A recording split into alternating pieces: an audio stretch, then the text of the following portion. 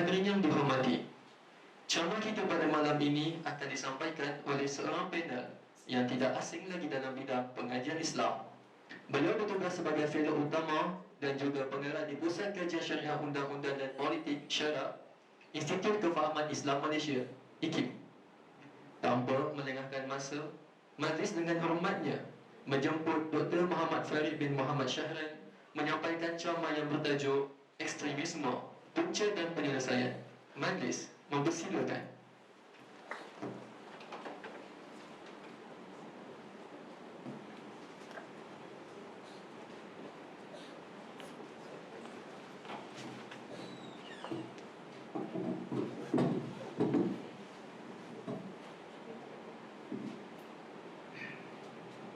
Bismillahirrahmanirrahim. Assalamualaikum warahmatullahi wabarakatuh. Alhamdulillah rabbil alamin. Wassalatu wassalamu ala Rasulillah wa ala alihi wa sahbihi ajma'in. Rabbi shrah li sadri wa yassir li amri wahlul 'uqdatam min lisani yafqahu qawli. Subhanaka la ilma lana illa ma 'allamtana innaka antal alimul hakim. Wala haula wala quwwata illa billahil aliyyil azim. Terima kasih saya ucapkan kepada Saudara Sakit, pengerusi majlis kita pada malam ini, yang saya hormati Encik Hairi Abdullah, Encik Salahuddin dan juga Encik Hashim. Seterusnya adik-adik yang hadir pada malam ini. Pertamanya saya merafak rasa syukur kepada Allah Subhanahu Wa Taala kerana pada malam yang berbahagia ini dapat bersama-sama dalam program ceramah ke apa saya tak tahu lah. Saya lebih nak berbincang-bincang saja dengan adik-adik, khususnya tentang tajuk yang saya kira penting pada hari ini, iaitu tajuk ekstremisme. Walaupun sekali lagi mungkin banyak perkara-perkara yang saya sampaikan ini telah pun diketahui oleh kita bersama. Cuma mungkin ada beberapa penekanan-penekanan lah yang boleh saya berikan, terutama sekali dalam kita memahami perkara-perkara penting berkaitan tajuk ekstremisme ini. Saya adalah buat sedikit nota. Nota ni pun bukanlah tujuannya untuk mengajar. Nanti masing-masing dah lah pernah belajar dekat Azhar kan, datang ceramah nak mengajar lagi. Jadi kita tidaklah akan berbincang secara akademik sangat pada malam ini. Keluar. Tetapi lebih kepada mungkin saya menggunakan nota ini mana-mana yang relevan lah untuk perbincangan kita. Tajuk yang diberikan ni Cik Hairi lah begini.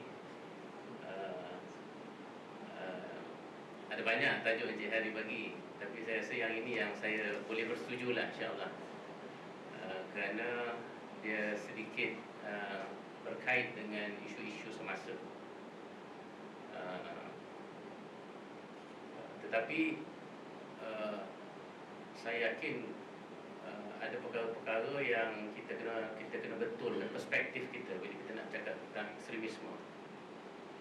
Pertama, ekstremisme ini selalunya dikaitkan dengan tindakan-tindakan yang dipanggil ekstrim lah, tindakan-tindakan yang melampaui batas yang dilakukan oleh sebahagian kelompok masyarakat, minoriti saja sebenarnya, tetapi dia memberi kesan yang amat buruk terhadap masyarakat keseluruhan. Satu yang sering masyarakat lihat ialah ekstremisme itu dia bersifat luaran, kan? Dia punya tindakan-tindakan itu banyak bersifat luaran. Tapi sebenarnya ekstremisme itu bermula daripada dalam. Dia bermula daripada pemikiran. Jadi sebab itulah cara kita mengatasi pun nanti penting. Kalau kita hanya melihat ekstremisme itu dalam bentuk luaran, maka nanti tindakan yang kita akan buat ialah kita akan cuba menyelesaikan masalah-masalah yang bersifat luaran tersebut. Kalau lah katakan dia ekstremisme itu dalam bentuk pembunuhan misalnya, pengeboman kan, yang berlaku macam IS dulu kan, ataupun kes-kes pengebom berani mati, itu kan tindakan tu ekstrim. Tetapi kadang-kadang bila kita lihat aspek itu hanya luaran saja, maka kita, apa yang kita buat, kita perketatkan misalnya undang-undang, kita tangkap orang-orang yang kita penjarakan orang-orang yang terlibat dengan perbuatan ekstremisme. Tetapi kita lupa sebenarnya ekstremisme itu dia bermula daripada pemikiran. Dan ekstremisme itu pertama, maknanya kita harus melihat ekstremisme itu bermula daripada dalam. Kerana ia amat penting, itu tasawur dia, tasawur masalah. Sebab itu tasawur ini penting sebagai sebahagian perjawapan kepada permasalahan, memahami dia punya makna kan.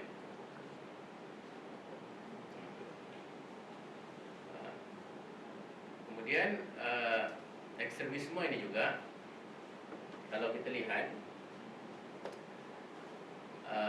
dia walaupun kita lihat ekstremisme ini dia banyak berlaku dalam konteks perbuatan-perbuatan yang berat seperti mana kita sebutkan tadi. Tetapi cara kita melihat ekstremisme itu yang kedua, ni poin kedua saya, dia harus dilihat sebagai satu penyakit.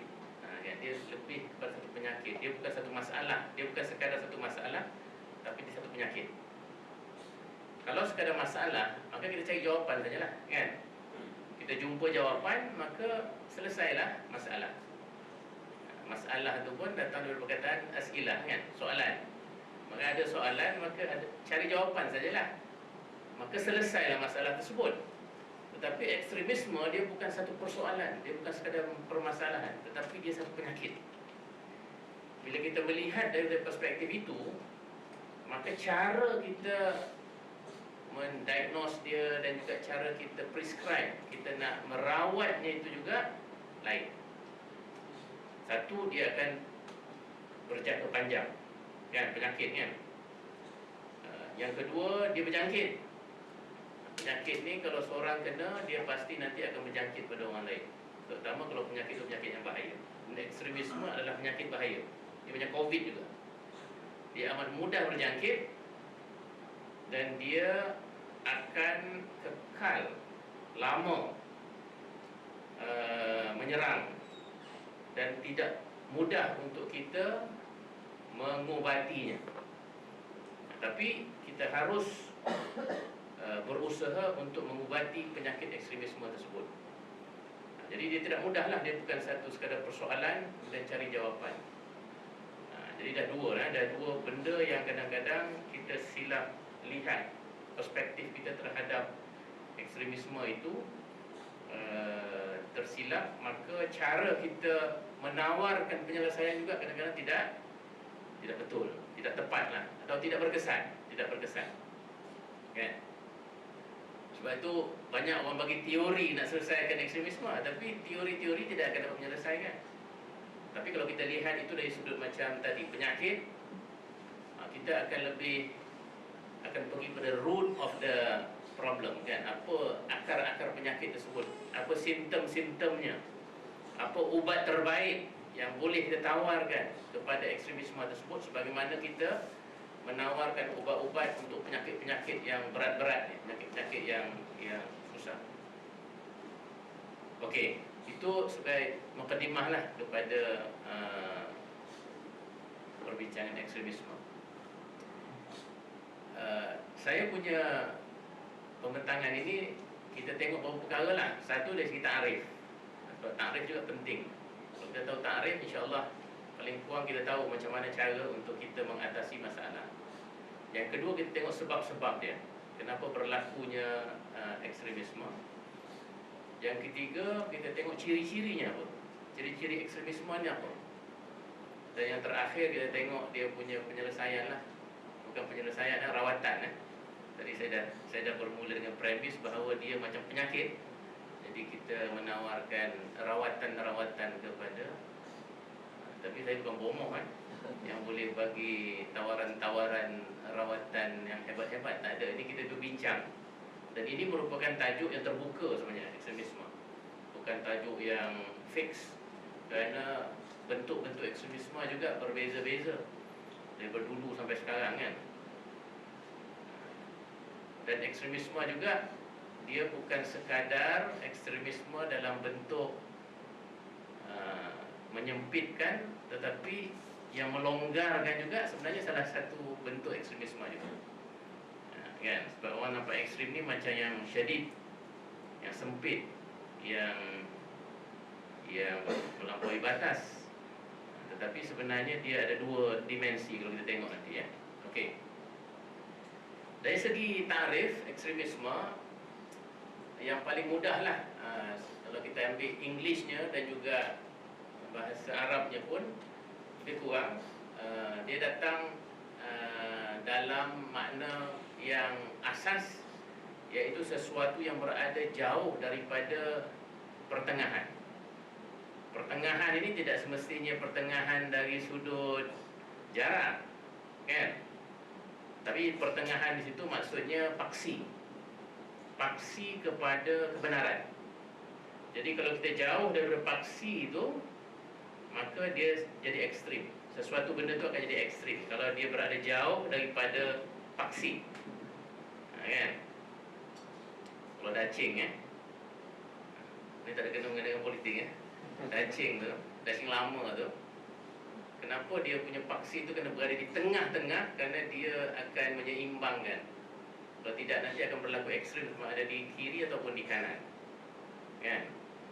Dan biasanya perkara yang berada di tengah-tengah ni, biasanya, lazimnya perkara yang berada di tengah-tengah ni dia lebih seimbang.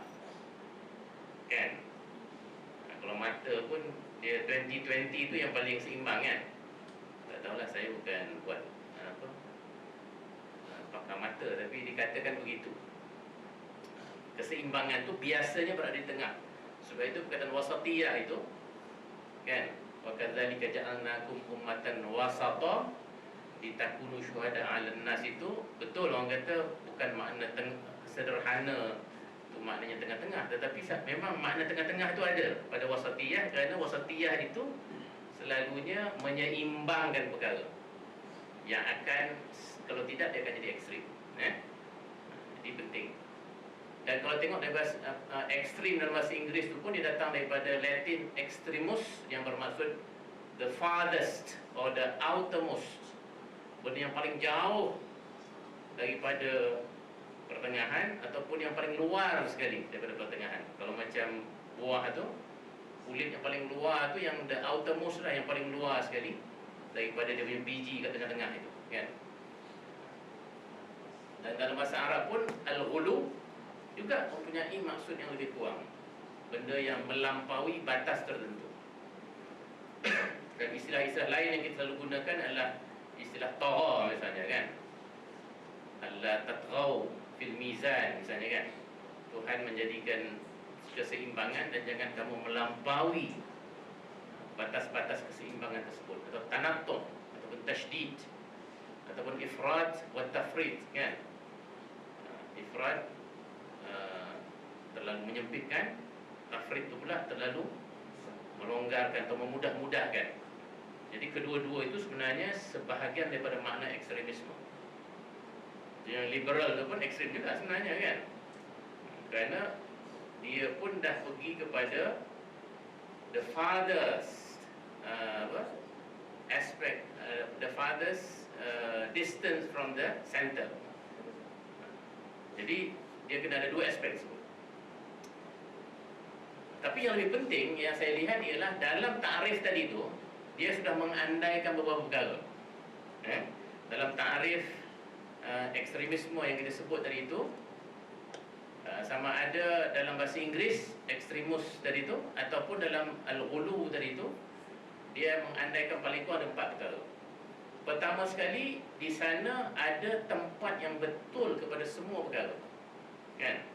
Jadi ekstrim itu adalah apabila kita lari daripada tempat yang benar tu, kan?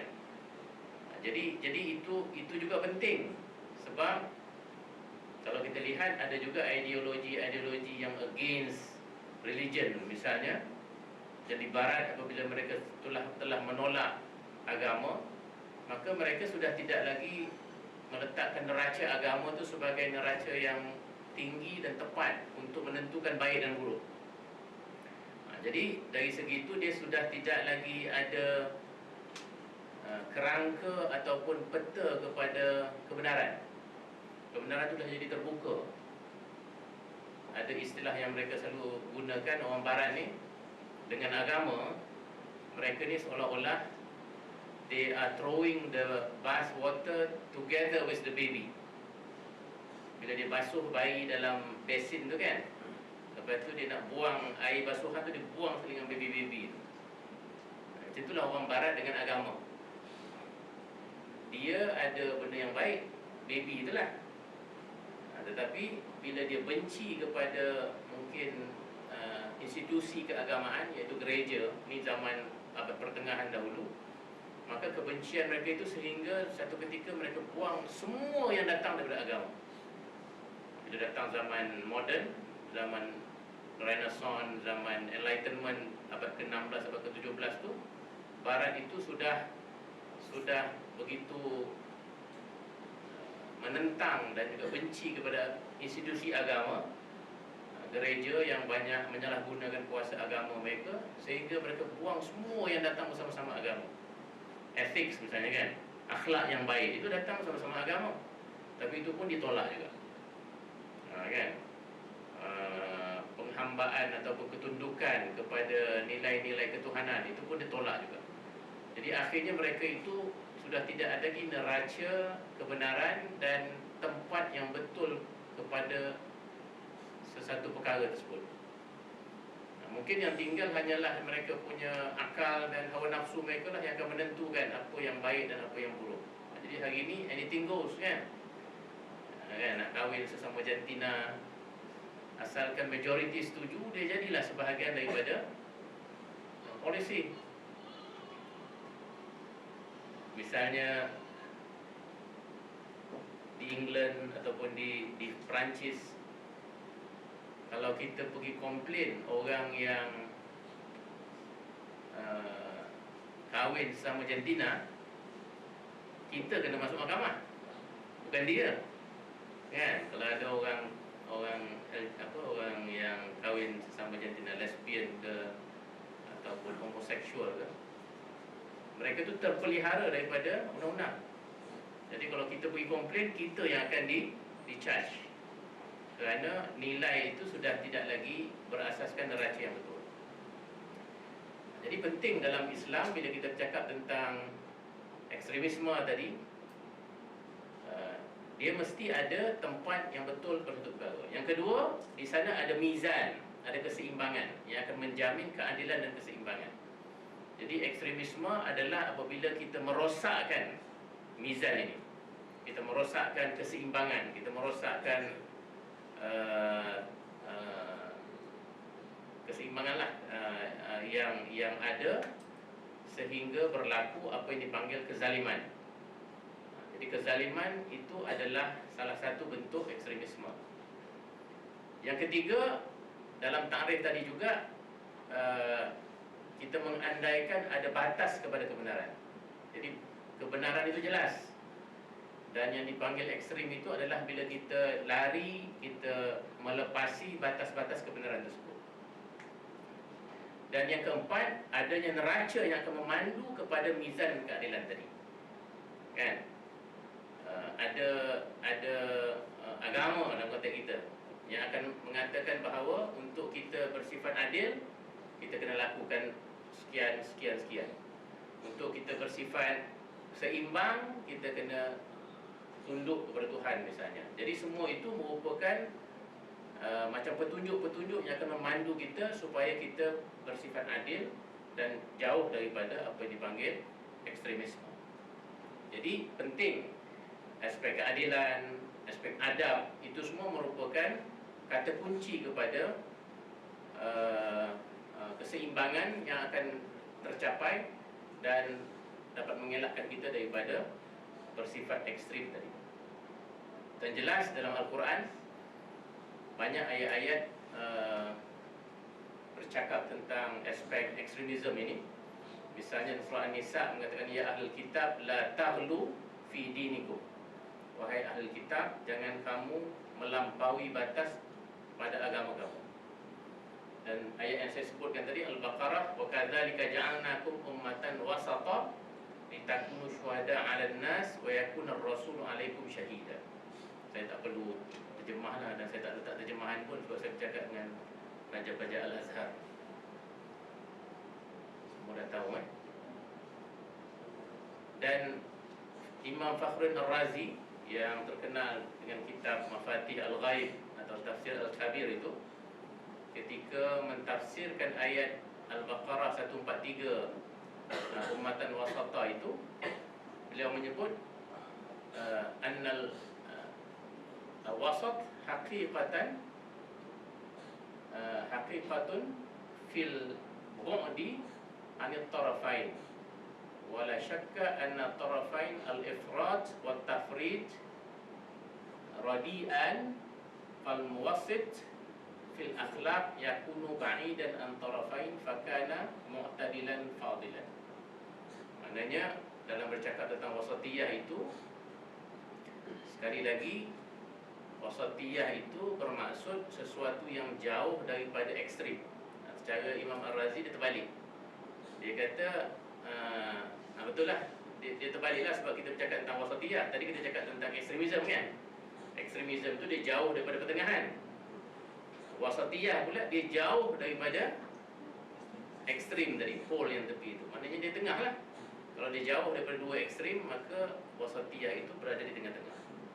Kalau yang ekstrim tadi dia berada jauh dari tengah-tengah, maka dia berada pada pole tepi ekstrim yang dua yang kita sebutkan tadi.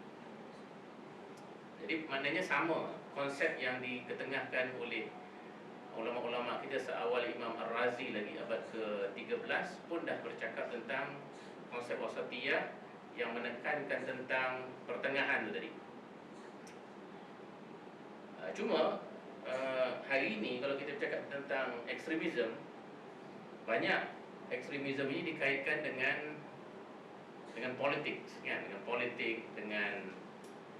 dengan perbuatan-perbuatan melampau disebabkan oleh faktor-faktor politik, sama ada politik negara atau politik antarabangsa.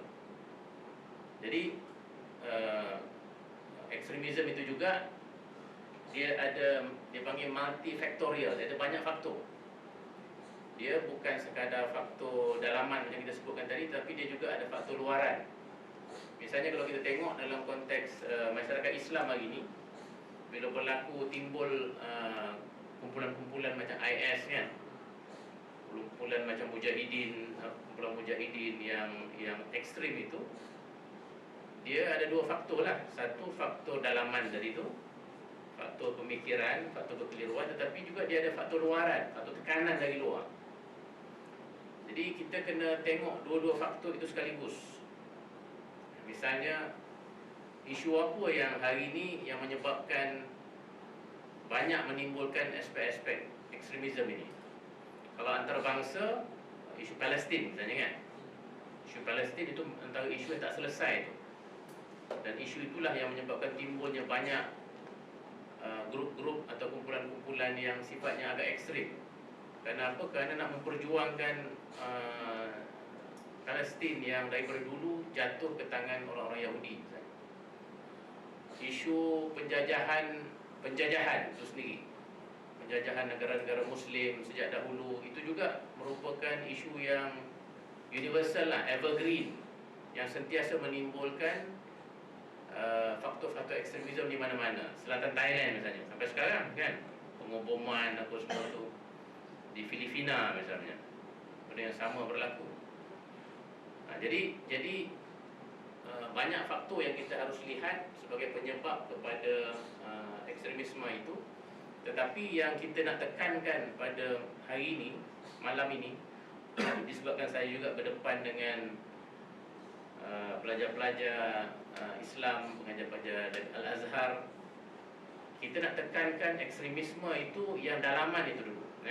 Yang luaran tu kita kena serahkan kepada pemimpin-pemimpin kita lah, kan? Jadi pemimpin jangan bergaduh sama sendiri, kan? Kalau boleh bersatu untuk menghadapi common enemy, kan? Common enemy kita sana tu yang Yahudinya, yang Amerikanya, sana sepatutnya kita tumpukan. Tapi tengoklah di negara kita, di negara Islam, kebanyakan perpecahan itu berlaku kerana kita bergaduh bersama sendiri. Jadi yang itu yang kita nak cuba elakkan. Kita cuba nak elakkan. Dan cara kita mengelakkan itu, bagi saya, kita kena kembali kepada punca ekstremisme itu dalam diri kita. Dalam diri kita. Dan ini antara hadis yang saya rasa penting. Minta maaf saya tak tuliskan dia punya hadis tu dari mana apa semua, sebab nak cepat tadi, terlupa nak masukkan dia punya tu. Tapi hadisnya agak masyhur yang mengatakan yahmilu hadzal ilm min kulli halfin uduluhu yanfauna anhu tahrifal ghalin wa intihalil mubtilin wa ta'wilal jahilin. Ini merupakan hadis yang menyebut tentang bentuk-bentuk ekstremisme, tapi lebih pada bersifat dalaman, yang bersifat intelektual, yang bersifat keilmuan, dan yang bersifat psikologikal. Jadi saya ingat ini yang kita boleh tumpukan dalam kita, ahli-ahli ilmu, adik-adik yang sedang belajar ini. Inilah bentuk yang banyak berlaku dalam masyarakat kita, khususnya berkaitan dengan agama. Dan yang kita kena sama-sama hadapi ni, kita kena sama-sama hadapi dan sama-sama depani. Hadis ini mengatakan ilmu agama ini, ini sebab bab ilmu agama lah, akan dibawa setiap zaman oleh kelompok yang adil. Kelompok adil ini kelompok yang wasatiyah lah, kelompok yang seimbang tadi, kelompok yang ilmunya itu mantap, dan memeliharanya dari 3 bentuk ekstremisme, dari tiga bentuk kelompok yang akan melakukan ekstremisme terhadap agama. Siapa dia?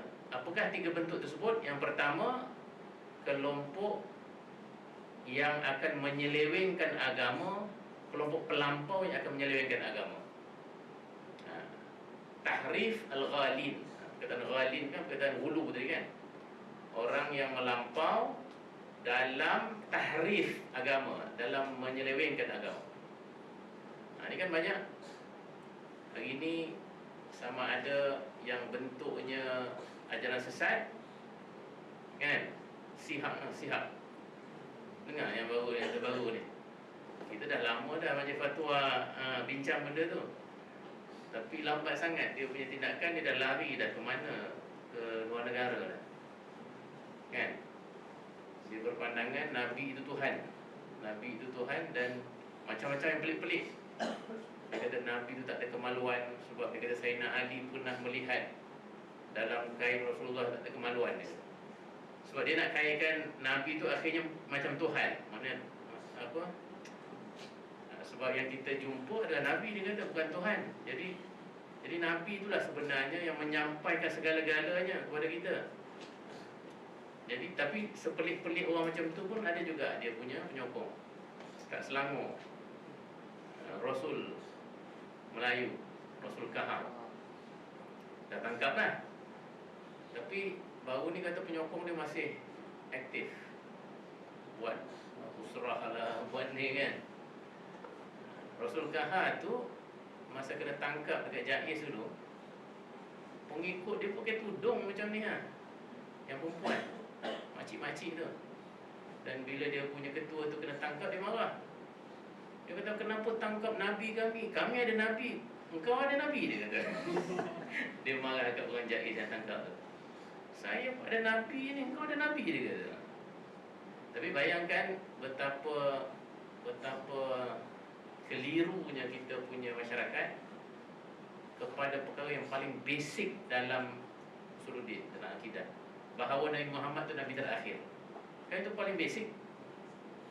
Kecil-kecil pun dah dinasyidkan dah kan. Wa akhiruhu khatimul anbiya Muhammad al-Mustafa. Saya tak pandai nasyid, tapi itu adalah nasyid yang popular dulu lah, tentang 25 Nabi tu kan. Kan yang akhir sekali, wa akhiruhu khatimul anbiya Muhammad al-Mustafa. Itu masa tadika semua hafal.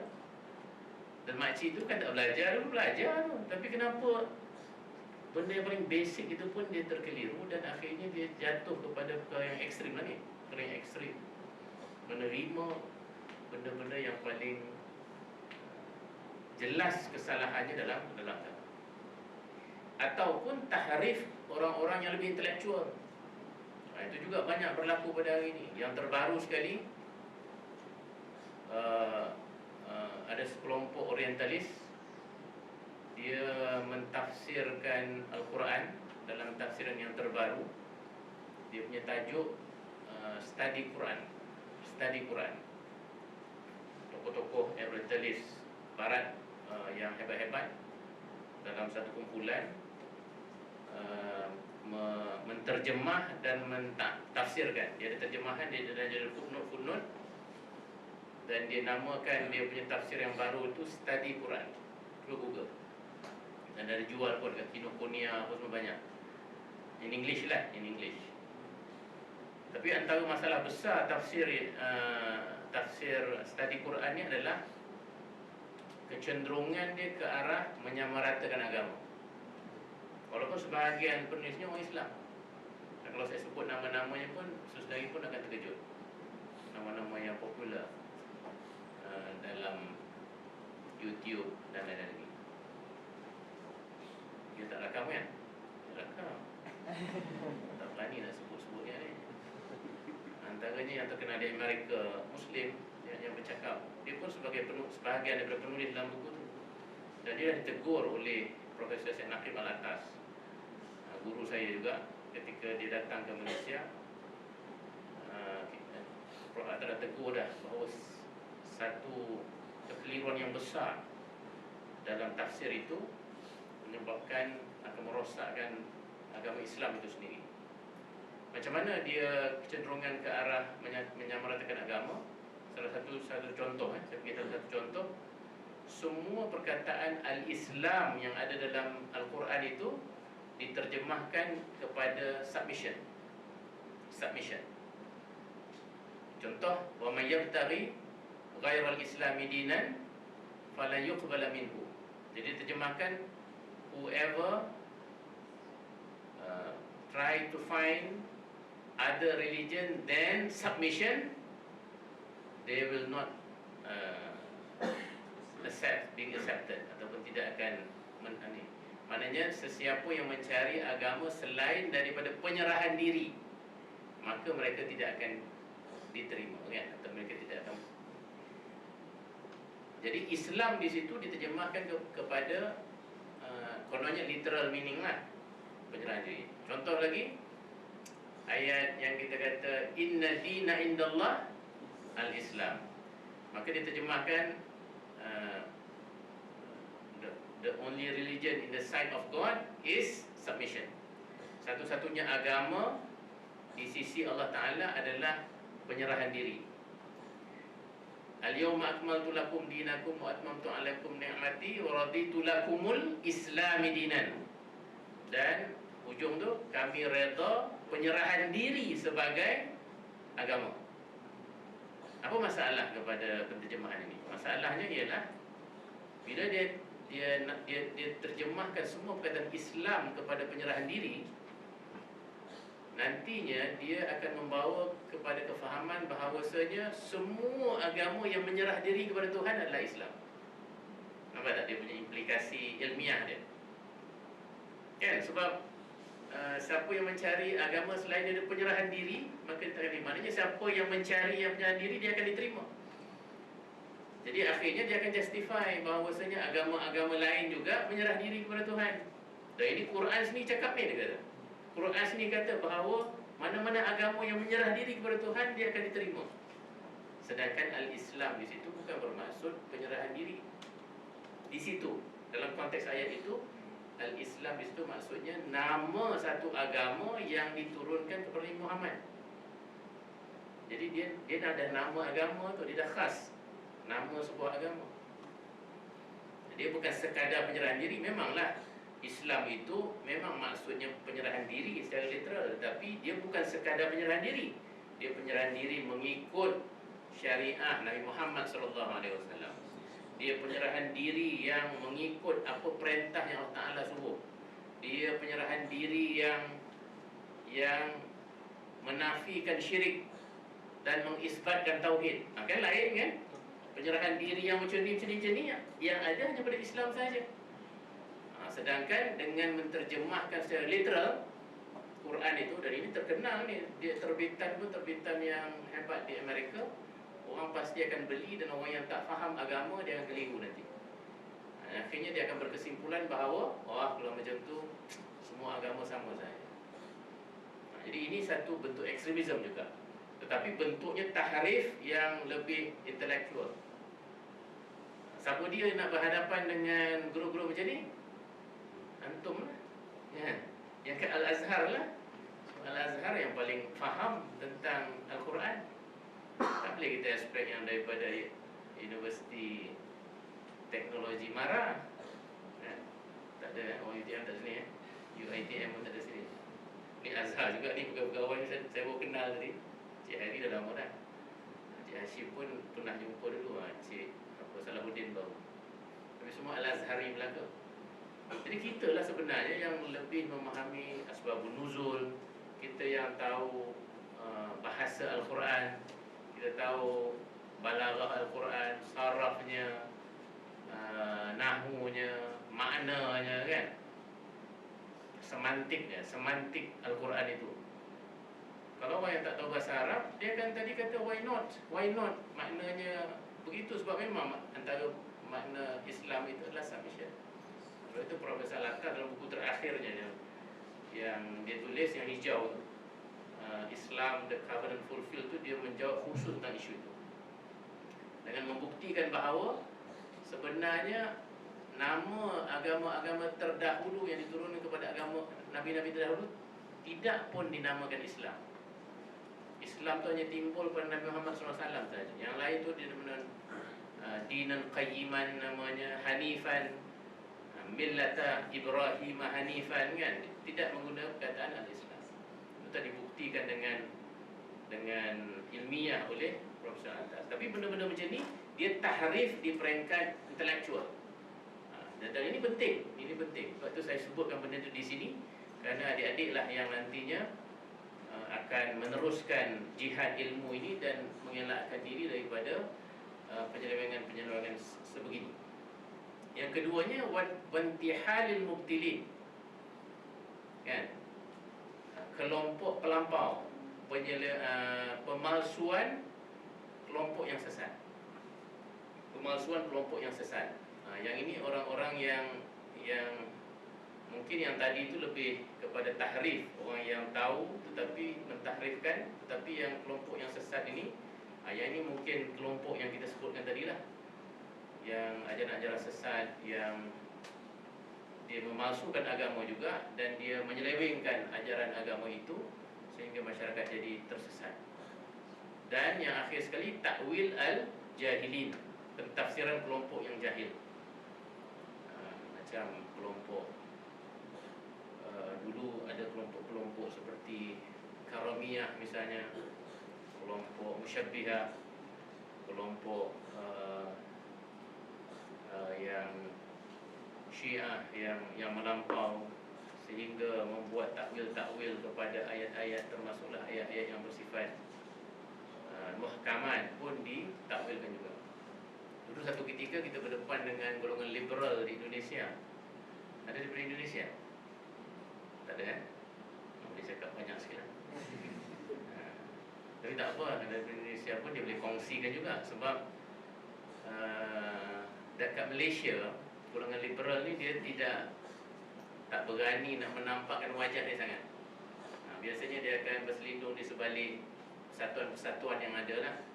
Tapi di Indonesia, Mereka namakan mereka punya persatuan itu Jaringan Islam Liberal. JIL. Sedap kan JIL.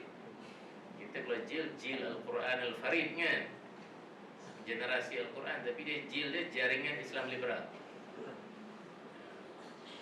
Dan satu ketika dulu mereka cukup kuat.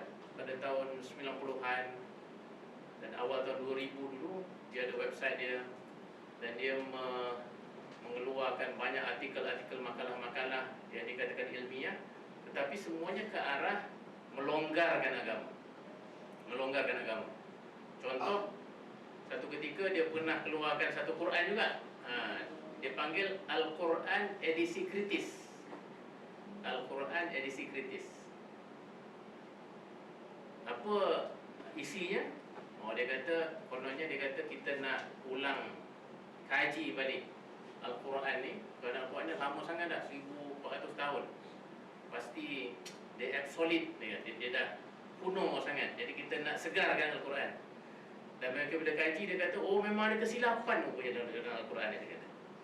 Ada beberapa kesilapan ayat, ada kesilapan perkataan. Kalau kita betulkan, dia akan jadi lebih cantik lagi. Contoh, ada satu contoh. Dia kata dalam surah Al-Ghashiyah, yang kita selalu baca, hal ataka hadithul Ghashiyah kan? Kan ada ayat yang berbunyi, afala yanzuruna ilal ibli kaifa khuliqat wa ilas samai kaifa rufi'at wa ilal jibali kaifa nusibat wa ilal ardi kaifa sutihat, dan seterusnya kan. Jadi dia kata ayat tu ada problem, dia kata. Ayat-ayatnya ada problem. Sedap dia cakap kan. Kat mana problem dia? Dia kata afala yanzuruna ilal ibli kaifa khuliqat. Itu problem dia. Sebab yang lain dia kata semua bercakap tentang alam. Wa ilas samai kaifa rufi'at. Macam mana langit ini kami angkat. Tuhan cipta kan, Tuhan angkat. Wa ilal jibali kaifa nusibat, tentang bukit bukau. Betul tak? Wa ilal ardi kaifa sutihat, bumi, kan, langit, bukit, bumi, cantik kan? Tapi kenapa ada unta pula kat awal tu? Wa ilal ibili kaifa khuliqat. Jadi mesti ada problem ni. Jadi dia pun tengok dalam bahasa Arab apa kan, dia tengok, rupanya ini sepatutnya jadi ibilli, bukan ibili. Ibilli, ada syaddah. Jadi yang susun Quran dulu tu dia orang silap. Sebab kalau ibilli maksudnya awan. Betul tak? Cuba cek. Ibilli maksudnya awan. Jadi cantiklah dia kata. Awan, langit, bumi, bukit dan bumi kan. Apa pula harmoni. Jadi kawan saya lah, Dr. Ugi Suarto, Januari tu dia datang kan. Dr. Ugi tu dia dah berdebat dah dengan golongan liberal ni. Dia pun kaji lah, dia nak refute, dia kaji balik. Rupanya benda tu dah dibicarakan dah oleh ulama-ulama dulu. Memang sebenarnya ibili, bukan ibilli. Dan kenapa Allah Ta'ala suruh orang Arab tu melihat unta? Kerana unta ni satu kejadian yang cukup hebat yang Tuhan jadikan. Dia boleh bertahan di padang pasir, dan dia boleh dia boleh simpan makanan dalam dia punya badan, kemudian susunya juga susu yang terbaik apa semua. Dan ia merupakan pengangkutan yang orang Arab itu sentiasa tunggang. Macam Tuhan suruh kita dengar wa fi anfusikum afala tubsirun kan. Fil afaq wa fi anfusikum. Kan tanda kebesaran Allah ni ada pada afaq, ada pada semesta, dan ada pada dalam diri kita juga. Begitu juga orang Arab yang selalu menunggang unta tu, Tuhan nak suruh dia perhatikan binatang yang dia selalu tiap-tiap hari tengok tu, betapa Tuhan menjadikan dia dengan kejadian yang cukup baik. Jadi nothing wrong dengan ayat itu. Memang Tuhan maknakan ibili di situ unta. Tapi sebab nak tunjuk kepandaian, maka jadi tidak kritis lah kalau macam tu kan. Itu termasuk sebenarnya dalam kelompok yang cuba mentafsirkan, mentakwilkan sesuatu tapi dengan kejahilan. Jadi sebenarnya banyak bentuk Tapi yang ditumpukan oleh hadis ini adalah yang dalam bentuk pentafsiran agama. Dan inilah di peringkat yang lebih besar nanti kita lihat, yang lebih besar ancaman dan implikasi pada masyarakat, bentuk-bentuk yang tiga inilah yang harus kita perhatikan. Terutama sekali yang berkaitan dengan kefahaman sumber-sumber agama seperti Al-Quran, seperti hadis. Dan kalau kita tengok perpecahan-perpecahan yang berlaku dalam masyarakat kita dalam agama, banyaknya cuba untuk mentafsirkan ayat Al-Quran ikut kepentingan dan dia punya self-interest, kan? Kelompok ataupun diri, kan? Jadi habis ayat Quran digunakan untuk justify dia punya perbuatan, sama ada itu dan ini, kan? Melalui maklumat yang pelbagai. Jadi sebenarnya benda-benda itulah yang menjadi punca sehingga kita tidak dapat melihat sesuatu secara lengkap dan menyeluruh. Sebab itu dalam tradisi Islam kita dahulu, kita kadang-kadang tak dapat nak identify seorang tokoh tu dia tu bidang apa. Kita ambil contoh Imam Al-Ghazali. Imam Ghazali ni siapa? Sufi, faqih, usuli, mutakallim, falsafi, falasifah. Sebab dia semua. Kalau tengok karya Imam Ghazali, ada karya Ihya Ulumuddin, tasawuf, ada aqaid, qawaid al-aqaid atau iktisad fil i'tiqad, ini akidah. Ada al-mustasfa, usul fiqh. Ada maqasid al-falasifah, falsafah. Ada apa lagi? Maqsad al-asna fi syarhi al-asma'ul husna, itu lebih kepada nama-nama Tuhan. Jadi seorang tokoh, satu badan, satu syakhsiyah, tapi mempunyai kelebihan disiplin-disiplin ilmu yang berbagai. Jadi bagi orang macam Imam Ghazali, dia tidak ada masalah untuk memahami satu ayat Quran misalnya, kerana disiplin ilmu yang banyak itu memandu dia. Dia akan melihat daripada perspektif yang holistik dan dia akan melihat daripada perspektif yang pelbagai. Jadi sebab itulah adik-adik yang dekat Al-Azhar ni kena ambil kesempatan. Tadi saya berbincang dengan Cik Hashim, Cik Hairi, ni orang yang concern lah, Cik Salahuddin yang concern tentang masa depan pelajar Al-Azhar ni. Sebenarnya kesempatan Al-Azhar ni kesempatan yang terbaik untuk kita ambil, menambahkan spektrum disiplin ilmu yang kita ada. Walaupun kita mungkin ambil falsafah dan akidah, tapi kita ada ruang untuk belajar dengan tokoh-tokoh tasawuf, tokoh-tokoh usul fiqh yang ada, kan. Kami kat sini, saya 2 minggu kat sini. Dah habis minggu dah, nak masuk minggu kedua. Kita daurah sebenarnya, daurah di Darul Ifta. Tapi tokoh-tokoh yang bercakap dalam daurah ni, tokoh yang penguasaannya cukup tinggi, bukan sekadar fiqh dan usul sahaja. Dia tahu tentang apa tasawuf, dia tahu tentang kalam, ilmu kalam.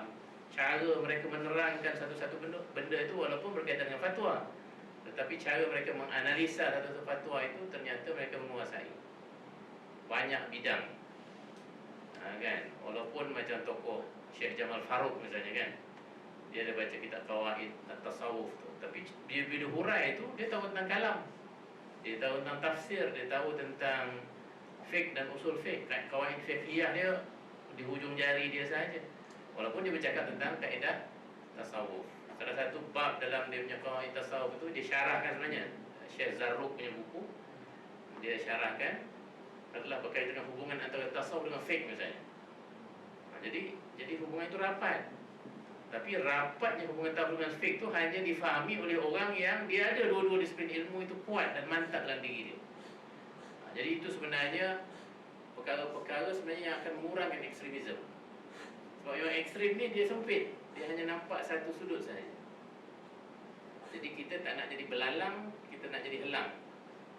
Belalang dia hanya duduk di bawah, kan, dunia dia hanya kat daun-daun tu saja, dia rasa itulah dunia dia yang cukup besar. Sedangkan helang, dia duduk di atas, dia akan nampak luasnya padang.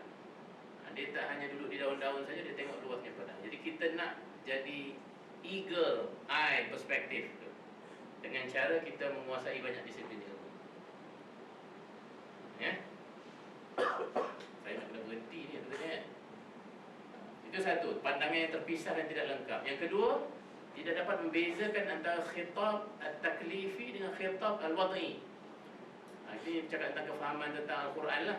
Contohnya, ataupun perintah-perintah Tuhan, sama ada mesti Al-Quran ataupun hadis, memang ada khitab taklifi, maknanya Quran itu menyebut tentang ayat-ayat yang sifatnya mutlak, universal maknanya. Tapi bila sampai kepada kita nak mengaitkan ajaran Al-Quran itu dengan keadaan semasa, di situ ada dia punya aspek wad'i dia, aspek kontekstual dia itu, kan? Yang itu kita kena ambil kira juga. Sebab itu fatwa-fatwa misalnya yang dibuat kena mengambil kira soal-soal waqi'i yang berlaku. Sayyidina Umar pernah menangguhkan hukuman hudud kerana keadaan tidak sesuai, keadaan masyarakat, kemiskinan apa semua tidak sesuai untuk melaksanakan hudud. Jadi hukum tu ada hukum yang sifatnya universal, tapi bila dia dikenakan kepada satu-satu konteks dan keadaan, dia harus dilihat suasana dan juga keadaan. Kita bercakap tentang benda-benda yang bersifat furuk lah. Benda-benda yang bersifat usul itu jelas tidak ada permasalahan. Even yang usul pun, contohnya COVID baru ni kan, kata sembahyang Jumaat pun kita terpaksa fatwakan tak boleh. Ada satu ketika tu hanya beberapa orang je boleh pergi sembahyang Jumaat kat Malaysia lah. Sedangkan itu dah hukum yang usul tu kan, sembahyang Jumaat itu pun bila sampai kepada keadaan yang tertentu kita boleh tundakan kerana ada masalah yang lebih besar yang harus dicapai. Hilang keseimbangan dalam menilai antara masalah dengan mafsadah. Contoh terbaru yang saya cakapkan tadi, kita juga kena ada fiqh muwazanat ataupun fiqh mi'yar kan. Kita harus melihat yang mana yang lebih aula, yang mana yang kurang aula.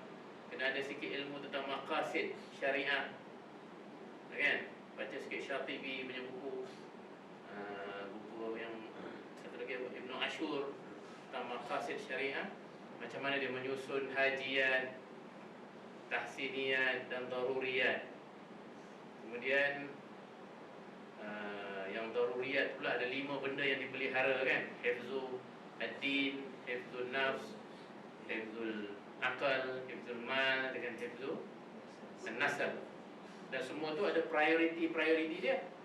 Kalau bertembung antaranya antara memelihara agama dengan memelihara diri, yang mana harus diutamakan? Antara agama dengan diri, nafs. Itu menarik juga, ada debatnya. Contohnya, kalau masuk dalam hutan hanya ada daging babi saja untuk kita makan, tak ada makanan lain, boleh makan ke tidak? Boleh kan? Sebab ad-darurah tubihul mahzurah. Tapi jangan bawa balik pula daging tu. Wih, sedap ni, mau masak buat kari pula kan. Kalau dah keluar dari hutan, dia hanya tuqaddar biqadariha kan. Ad-darurah tuqaddar biqadariha. Hanya kadar yang melepaskan diri kita daripada nafs, daripada nyawa. Jadi di situ sebagian ulama kata nafs lebih tinggi pada agama kat situ. Tapi kes lain pula, katalah orang pergi berjihad. Pergi berjihad, dia akan mengorbankan nafs kan. Dia akan mengorbankan diri demi memelihara agama. Dekat situ agama paling tinggi. Tak boleh orang pergi jihad, kalau dia balik, oh itu besar dia punya hukuman dia tu kalau orang lari daripada jihad. Maknanya ada aspek-aspek yang din itu lebih tinggi, hifzuddin. Ada aspek-aspek macam makan daging babi, jadi dia tak merosakkan agama kan. Kalau sekadar makan daging babi satu ketika sahaja dalam hutan tu, hari-hari lain dia tak makan daging babi, dia tidak merosakkan agama. Tapi kalau jihad, kalau orang yang tak pergi jihad, akhirnya agama tu semua jatuh, yang itu dia jadi agama lebih aula. Jadi ini dipanggil fiqh maqasidi. Maknanya kena ada juga elemen kita melihat keseimbangan, yang mana yang lebih utama. Ini yang akan membantu mengurangkan ekstremisme dalam. Kalau orang yang tak tahu, itu yang dia rasa yang itu je betul. Contoh satu lagi, ni selalu juga saya bagi contoh ni, yang menutup aurat katanya kan. Menutup aurat itu apa dia punya maqasidnya? Kerana antara lain nak menghalang pandangan kan. Tapi kalau menutup aurat, pakai tudung, okey, tutup rambut tutup, tapi badan nampak bentuk-bentuknya. Ketat pakaiannya. Yang itu kan tidak mencapai maqasid. Walaupun nampak macam sudah memelihara agama, tetapi maqasid yang paling tinggi itu sudah tidak dijaga. Jadi benda-benda begini penting dalam konteks kita membezakan antara khitab taklifi dengan khitab tawqi. Hilang keseimbangan dalam menilai masalah-masalah dan ta'assub pada pandangan individu Tak semestinya pemimpin, tapi mungkin guru kita, mungkin syekh kita, kan mentang-mentang dia syekh kita, dia saja yang betul. Sedangkan di situ mungkin ada pandangan-pandangan yang berbeza yang boleh kita berlapang dada.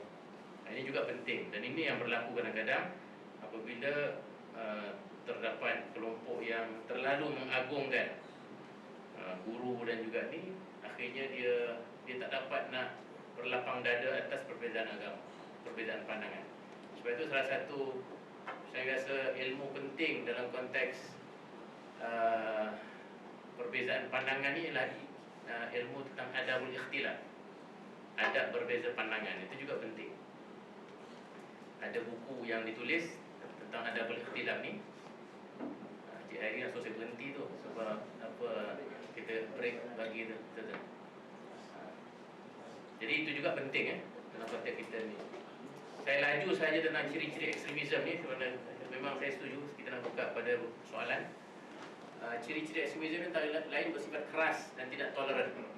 Kalau pandangan dia tu memang dia saja yang betul lah, dia saja yang betul. Kan ramai ada yang macam tu kan. Berterusan dengan perkara-perkara melampau dan memaksa yang lain untuk mengikutinya. Kan? Dia nak buat perkara tu kerana dia rasa benda tu betul. Sedangkan benda itu berlebihan, tetapi bukan sekadar dia buat, tapi dia memaksa orang lain. Contohnya, grup kita mesti tudung kena warna ungu, tak boleh warna lain. Jadi habis semua grup dia kena pakai warna tu saja. Contoh ungu, kalau saya cakap hitam kan, ada yang pakai hitam tu pula.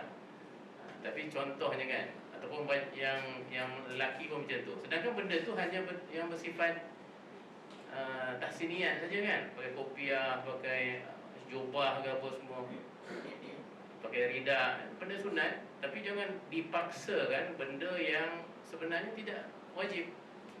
Tapi kalau berterusan memaksa orang kepada perkara-perkara yang sebenarnya tidak penting, itu bentuk ekstremisme. Melakukan perkara melampau yang tidak menepati masa dan tempat.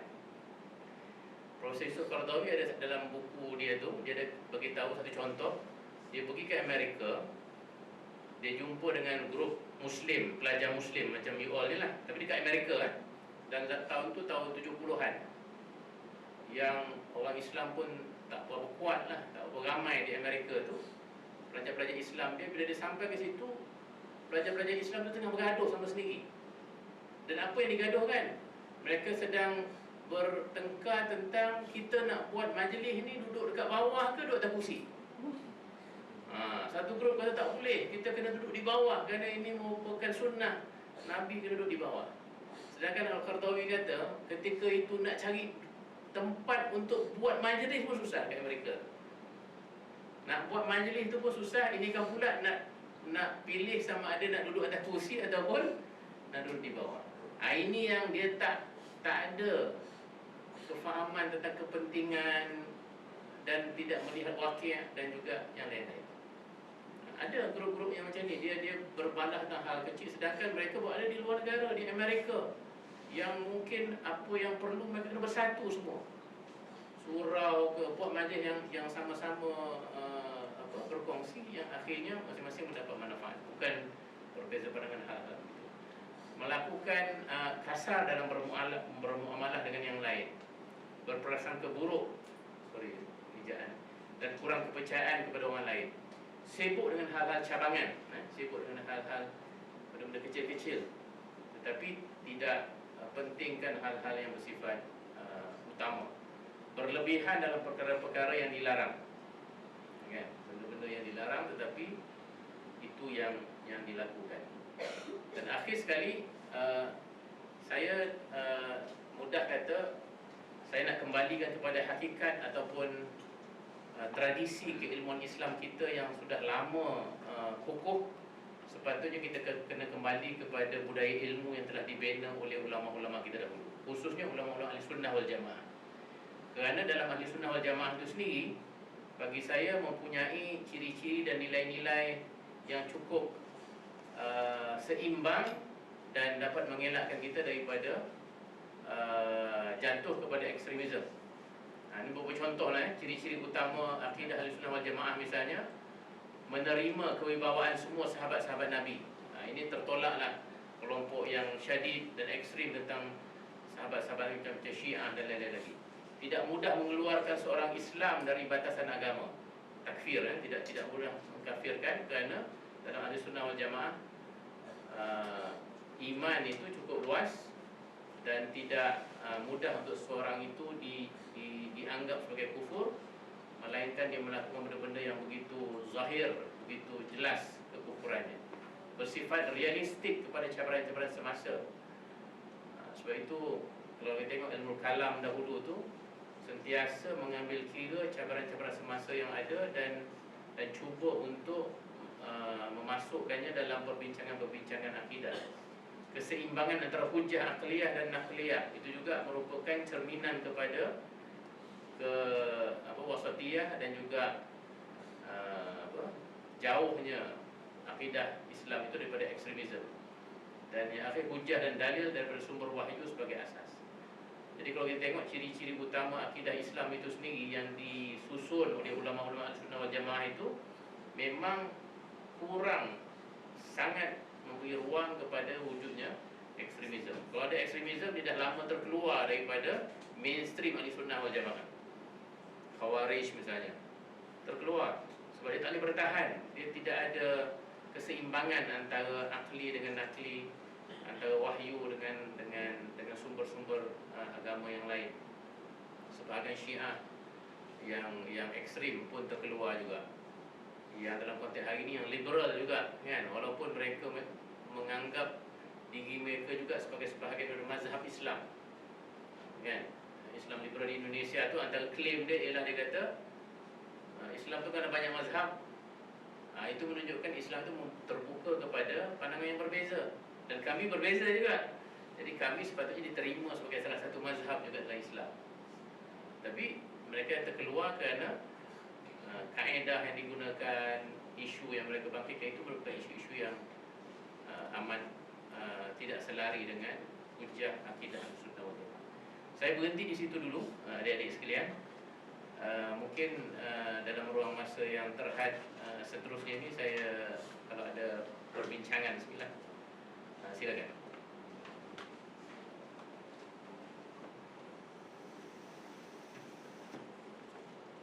Boleh.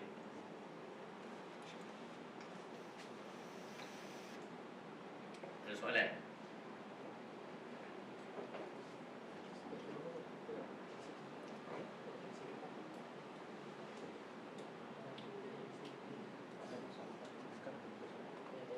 Kalau tak ada soalan ni ada dua makna. Mana dia faham semua ataupun dia tak faham semua. Silakan. Tak betul lah yang saya cakap ni, tak betul. Silakan. Assalamualaikum. Assalamualaikum. Nama saya Sakif daripada Kuliah Usuluddin 84. Ya. Soalan saya, adakah salah satu bentuk daripada ekstremisme juga datang daripada sikap terlalu cintakan kepada negara atau patriotik yang kita lihat? Tapi ada sebagai ulama mengatakan hubul watan adalah salah satu perkara yang perlu kepada masyarakat. Tapi kita melihat kepada realiti, orang yang kena sama Islam tetapi sebabkan terlalu cinta kepada negara, mereka bermusuhan, bergaduhan sampai pembunuhan. Jadi adakah sikap patriotik itu adalah salah satu bentuk terjadinya ekstremisme? Terima kasih. Okey, terima kasih. Sakif. Maksudnya Sakif lah yang paling sakif sekali, kan. Tak perlu ada soalan dan jawapan. Saya rasa ekstremisme itu bukan bermula dengan kecintaan kepada watan tu. Hubul watan ni tidak ada masalah. Nabi sendiri amat cintakan Mekah kan. Ketika Nabi terpaksa meninggalkan Mekah tu kan, Nabi pusing balik ke bumi Mekah. Dia kata, kalaulah bukan aku dihalau oleh pendudukmu, aku tidak akan keluar daripada Mekah. Menunjukkan betapa cintanya Nabi kepada Makkah. Jadi hubbul watan tak ada masalah. Tetapi dia jadi ekstrim apabila dia ekstrim lah. Kan hubbul watan tu dia bukan ekstrim lagi. Sebab hubbul watan sama dengan hubbul usrah kita cinta mak kita cinta kampung kita. Tak ada masalah. Tetapi apabila dia terlalu menekankan hubbul watan tu sehingga perkara-perkara yang bertentangan dengan syariah juga dibuat atas nama hubbul watan, itu bermulanya ekstremisme. Sama dengan perkara lain juga. Jadi kalau sayang mak dia sangat-sangat tapi mak dia suruh dia minum arak pun dia minum arak juga, itu dah ekstrim. Sedangkan dia dah tak wajib ta'adah pada kita kan. La ta'ata liman Azhar kena sambung lah. Limaksiatil khaliq kan. Maknanya benda-benda tidak ada ketaatan kepada suruhan-suruhan untuk kita buat maksiat kepada Allah. Jadi dia hubbul watan tadi tidak ada masalah. Tapi kalau hubbul watan itu dipegang begitu membuta-tuli sehingga perkara-perkara yang jelas bertentangan dengan syariah dibuat atas nama hubbul watan, di situ bermulanya ekstremisme dalam hubbul watan. Sebagaimana berlakunya ekstremisme dalam hubbu yang lain. Kan? Boleh? Pendek je lah jawapan saya. Dia tak ada masalah lah hubbul watan. Boleh aja. Kecuali dia bagi contoh lah. Kalau dia bagi contoh, kita boleh analisa contoh tu kan, betul ke tidak. Tapi yang saya sebut tadi tu, itulah dia punya prinsipnya. Kalau melampaui batas, sebab kita sebut tadi, kita ada mizan, ada neraca, ada batas yang ditentukan oleh agama. Jadi agama tu bagi kita merupakan neraca tertinggi, sebab kita ni dari Tuhan. Jadi Tuhan dah turunkan neraca keseimbangan itu, kan? Tuhan yang menjadikan mizan, kan? Wa khalaqal, apa nama ayat tu? Dan alla tatghaw fil mizan. Dan jangan kamu melampaui mizan yang Tuhan telah cipta. Dan mizan itu menunjukkan bahawa setiap perkara yang Tuhan jadikan itu ada tempatnya tersendiri. Dan bila kita meletak satu tempatnya itu kan dinamakan keadilan. Dan kita menyalah letakkan satu tempat itu satu kezaliman. Kalau kat dapur kita letak bantal, dekat bilik tidur atau kata kita letak kuali, kita menzalimi dapur, kita menzalimi kuali itu, kita menzalimi rumah itu, dan kita menzalimi diri kita. Macam mana nak tidur kalau kuali ada atas katil? Jadi banyak kezaliman yang kita lakukan sebenarnya bila kita tidak meletakkan sesuatu pada tempatnya. Itu simple punya contoh lah. Tapi contoh yang lebih besar, meletakkan Tuhan pada tempatnya. Tuhan ni kat mana tempat dia? Bukan tempat zahir.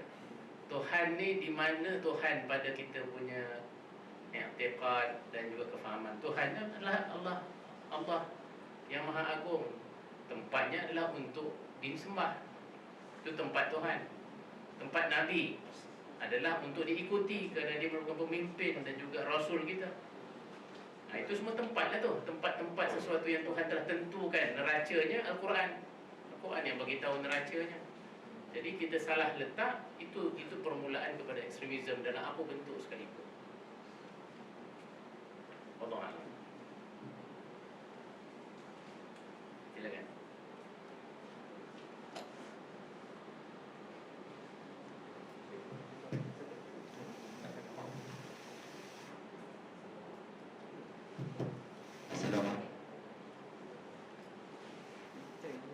Assalamualaikum warahmatullahi wabarakatuh. Salam. Saya ada dua soalan. Soalan pertama, apabila berkait dengan manusia, maka secara langsung kita perlu hadapi dengan faktor psikologi dan sifat manusia yang berbagai. Setiap individu mempunyai metod masing-masing dalam memahami suatu perkara, hatta dalam memahami ayat Al-Quran dan hadis juga mempunyai pelbagai tafsiran sehingga berlaku perbezaan mazhab.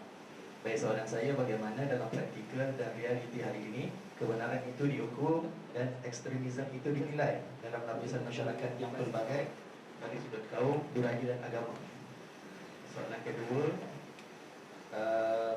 di Malaysia kita mempunyai pelbagai parti politik. Setiap kali ada pilihan raya umum, PRU dan PRN akan berlaku provokasi dan promosi parti. Meskipun ekstremisme adalah dari kelompok minoriti, namun suara minoriti itu yang diangkat oleh media. Soalan saya, bagaimana kita menghadapi politik yang menganggap setiap perkara yang dilakukan adalah tuntutan Islam, manakala mereka yang tidak mendukung akan dilabel sebagai non-Islam. Sekian. Okey. Yang saya boleh jawab, saya jawab.